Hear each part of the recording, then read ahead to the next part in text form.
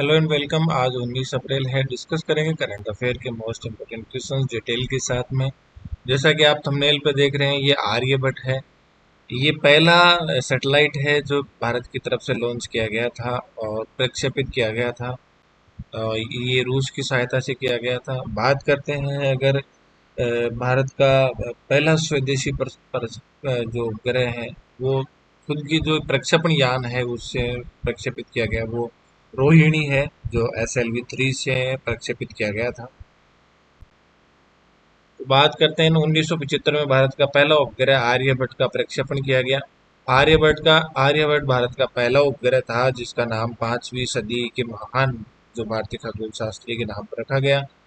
19 अप्रैल 1975 को सोवियत संघ के कॉस्मोस 3M रॉकेट द्वारा कपुस्तिन यान से प्रक्षेपित किया गया। यह उपग्रह भारतीय अंतरिक्ष अनुसंधान संगठन इसरो द्वारा निर्मित किया गया था। आर्यभट्ट एक वैज्ञानिक उपग्रह था जिसमें एक्सरे, खगोल विज्ञान, एरोनॉमी और सौर भौतिकी के प्रयोग किए गए थे। इसमें सौर न्यूट्रॉन और गामा किरणों को मापने के उपकरण लगे थे और उपग्रह ने पृथ्वी के जो आयन मंडल की स्थितियों का अध्ययन किया। प्रक्षेपण के 4 दिन बाद ही बिजली की विफलता के कारण ये प्रयोग बंद हो गए। 5 दिनों के संचालन के बाद उपग्रह से सभी संकेत खो गए और जो उपग्रह का जो मेन फ्रेम था वो मार्च 1981 तक सक्रिय रहा।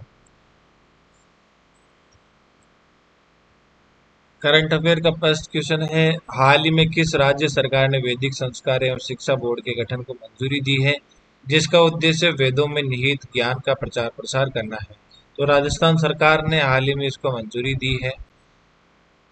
बात करते हैं वैदिक ज्ञान के प्रचार प्रसार हेतु वैदिक संस्कार एवं शिक्षा बोर्ड के गठन को मंजूरी दी गई है।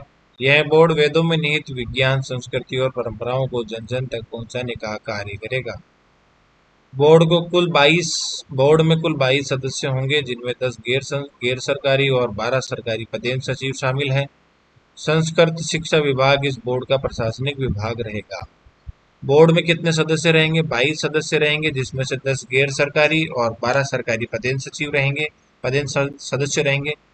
और जो इसका प्रशासनिक विभाग है वो संस्कृत शिक्षा विभाग रहेगा।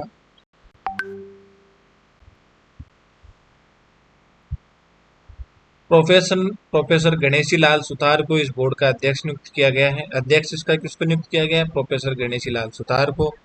और उनके साथ professor Rajendra Prasad Mishra, doctor Kailash Chaturvedi, professor Narpat Singh Rathore और रमेश चंद्र शर्मा, भवानी शंकर शर्मा और प्रोफेसर हरीश्वर छिपा, कुल 7 गैर सरकारी सदस्यों की नियुक्ति की गई है, जिनका कार्यकाल 3 वर्षों तक रहेगा। अब किसी भी तरीके से पूछा जा सकता है कि इन सदस्यों का कार्यकाल कितने वर्ष रहेगा, तो बता सकते हैं 3 साल तक रहेगा। अध्यक्ष किसको नियुक्त किया गया? तो गणेशी लाल सुतार को नियुक्त किया गया है। शुरुआती जो 7 सदस्य हैं गैर सरकारी, वो कौन कौन है? तो professor Rajendra Prasad Mishra, doctor Kailash Chaturvedi, professor Narpat Singh Rathore, Ramesh Chandra Sharma, Bhavani Shankar Sharma और प्रोफेसर हरेश्वर छिपा।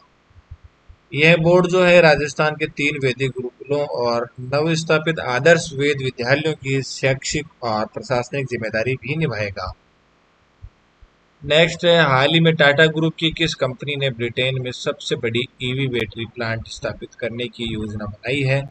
तो अग्रतास एनर्जी स्टोरेज सॉल्यूशन इसका नाम है। ये टाटा ग्रुप की कंपनी कौन सी है? अग्रतास एनर्जी स्टोरेज सॉल्यूशन। इसने ब्रिटेन में जो सबसे बड़ी ईवी बैटरी प्लांट स्थापित करने की योजना बनाई है। तो टाटा ग्रुप की जो कंपनी है अग्रतास एनर्जी स्टोरेज सॉल्यूशन, ब्रिटेन में अब तक का सबसे बड़ा EV electronic vehicle battery plant स्थापित करने जा रही है।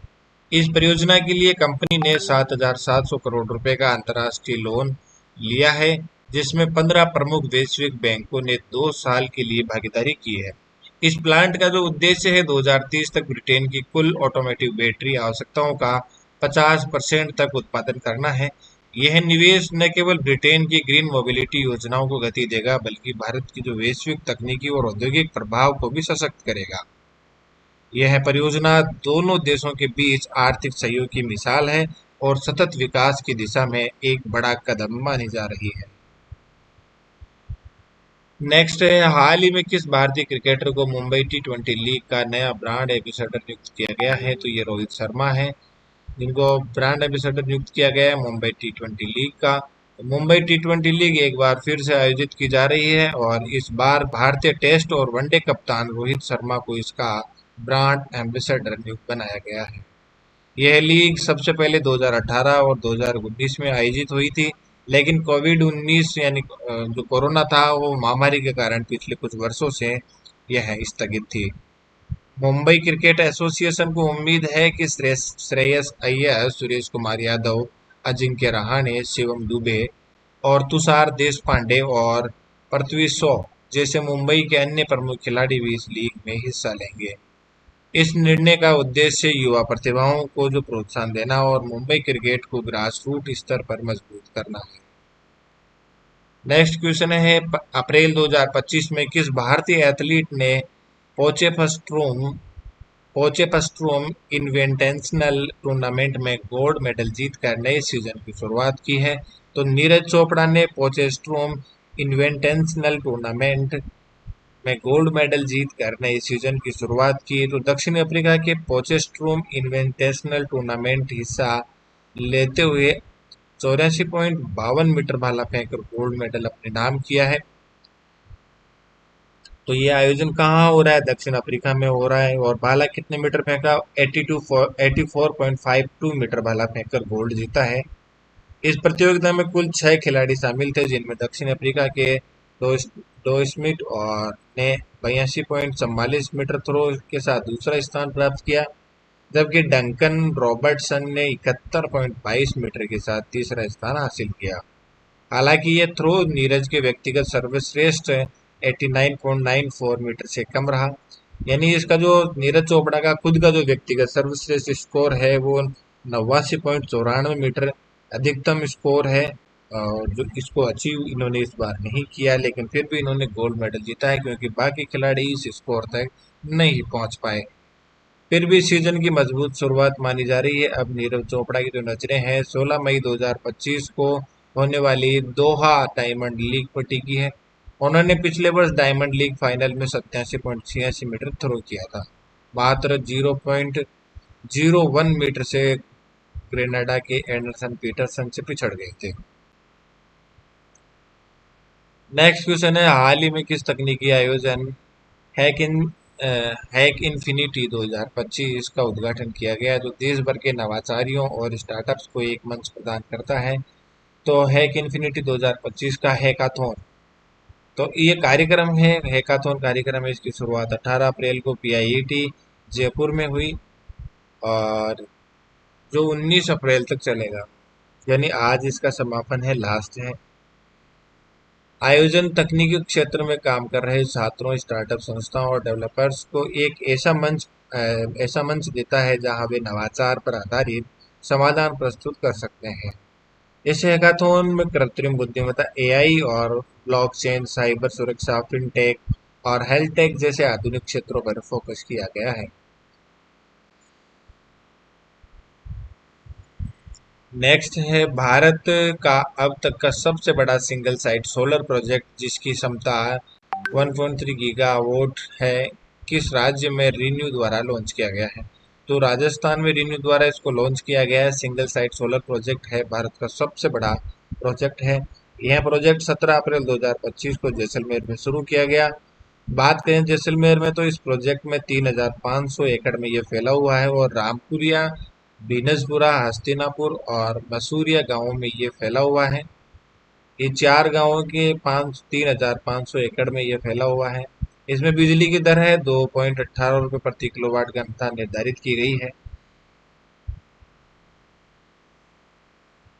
और ये प्रोजेक्ट सालाना लगभग 2.3 मिलियन टन कार्बन डाइऑक्साइड उत्सर्जन को कम करेगा।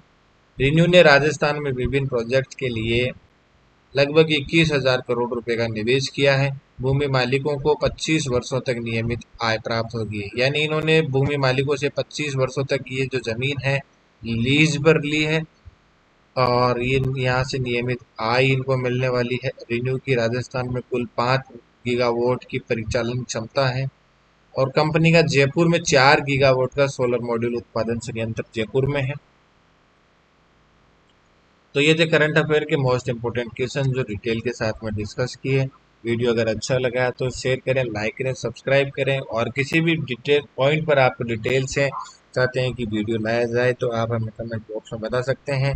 इसके अलावा डेली जो वीडियो हैं और वो वीडियो व्हाट्सएप चैनल जो है ध्रुव स्टडी के नाम से उस पर शेयर किया जाता है, आप वहां से इसको देख सकते हैं।